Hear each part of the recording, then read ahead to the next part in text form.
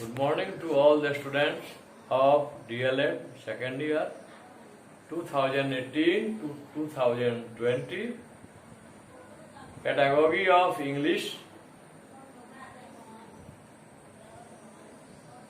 S6 Unit 1 and the topic is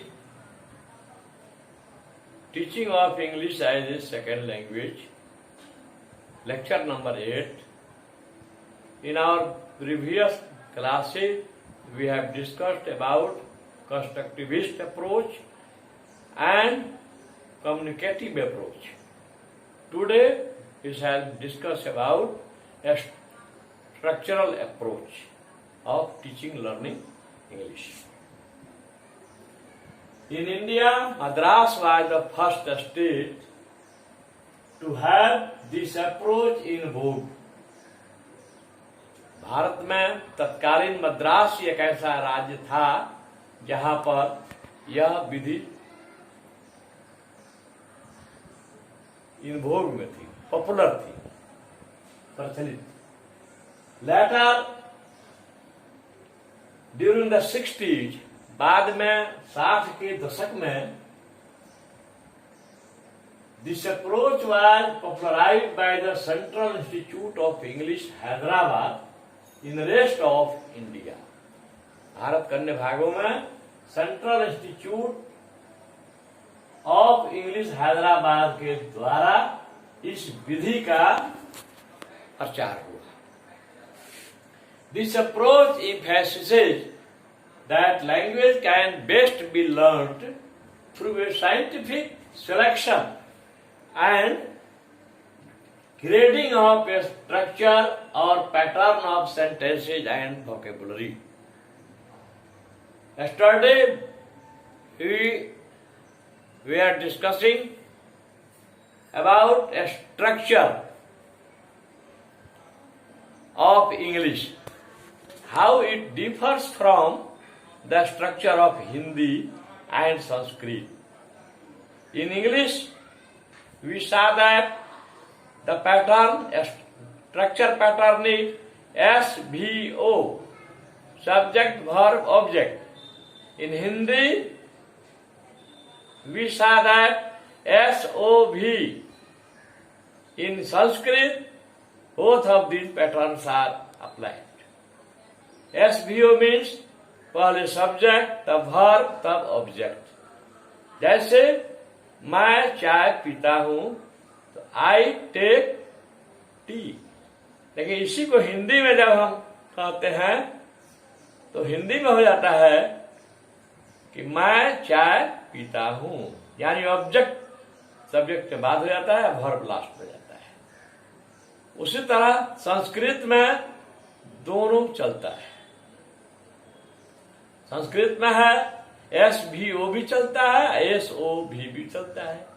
जैसे अहम पुस्तकम पठामि, इसमें जो है सब्जेक्ट भी है और ऑब्जेक्ट है तो वर्ब है, और SOV भी होता है,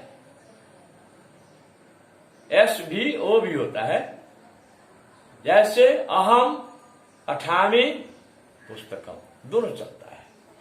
आइए आज हम लोग इस अप्रोच के बारे में विस्तृत जानकारी प्राप्त करेंगे।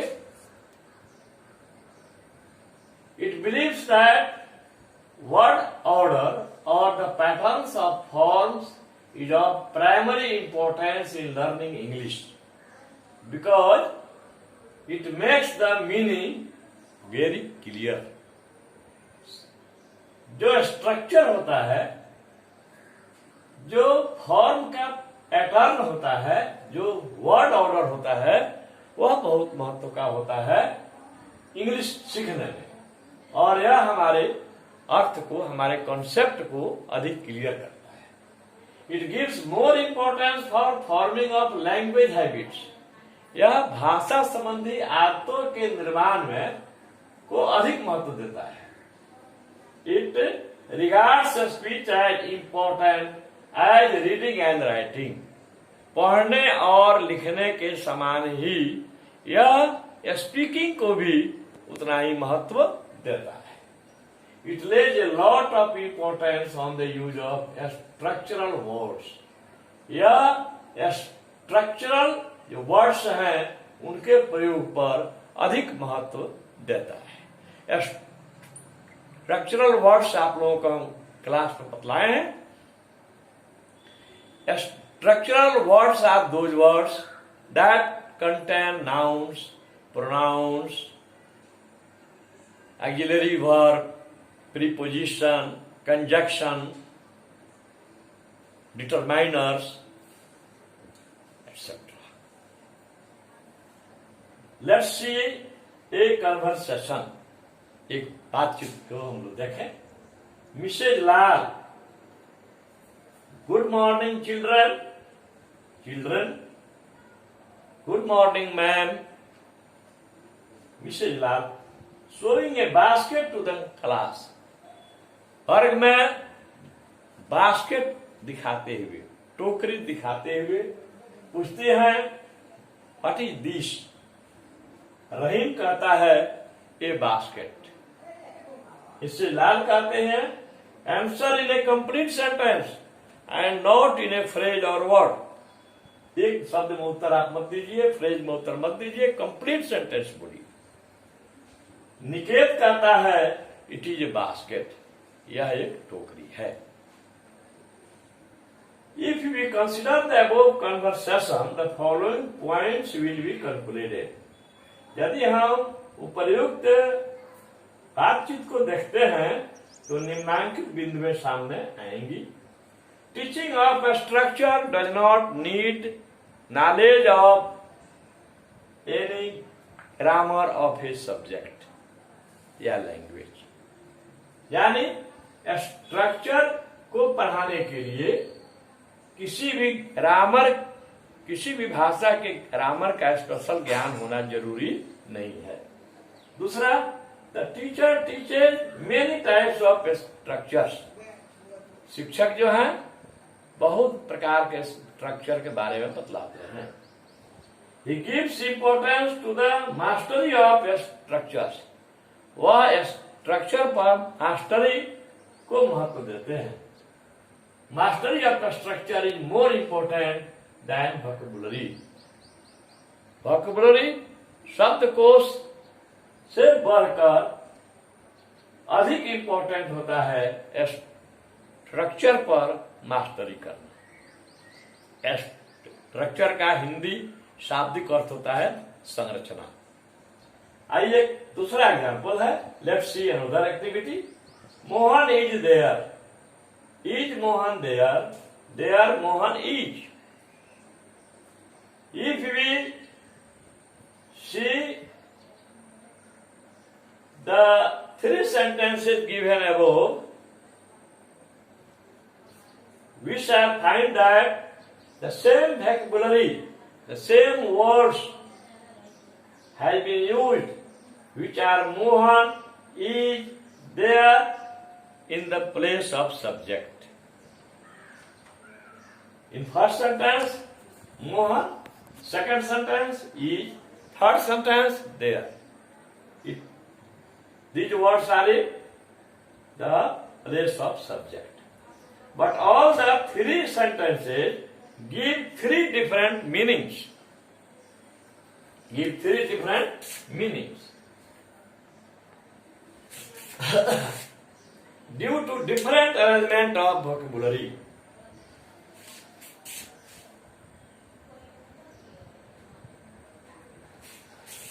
लेकिन ये तीनों वाक्य जो है तीन अर्थ को अलग अलग दिखलाते हैं। पहले का अर्थ है मोहन कहाँ है। दूसरे का अर्थ है इज मोहन देयर, क्या मोहन वहां है। देयर मोहन इज, वहां पर मोहन है। तीन सेंटेंस तीन डिफरेंट अर्थ को दिखाता। Three sentences are showing three different meanings. It happens so because the structure of words among these three sentences are different.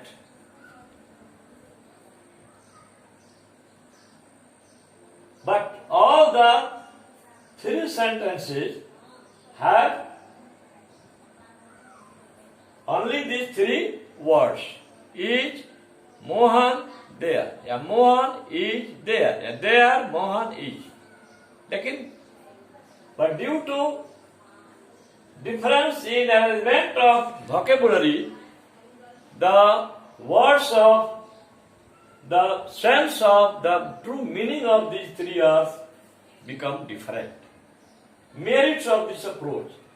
Structures don't need any grammatical background.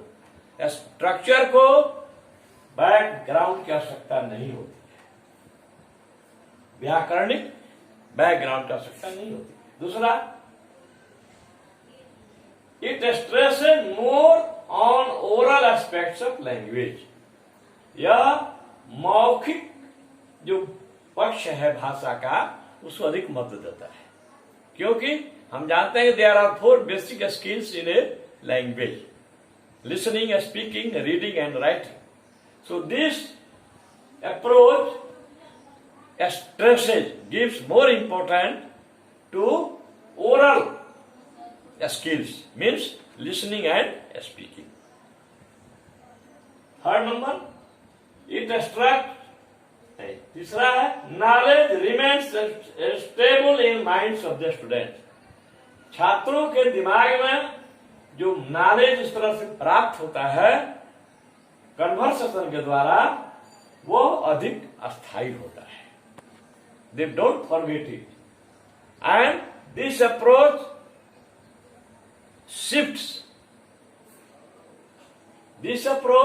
Shifts traditional rote method और cramming method of learning. यह approach जो है उसको दूर करता है. Next, it is based on scientific facts. यह वैज्ञानिक कारणों पर आधारित है. It makes students and teachers active. यह छात्रों को और शिक्षक को एक्टिव बनाता है. It is based on child psychology. यह बाल मनोविज्ञान पर आधारित है.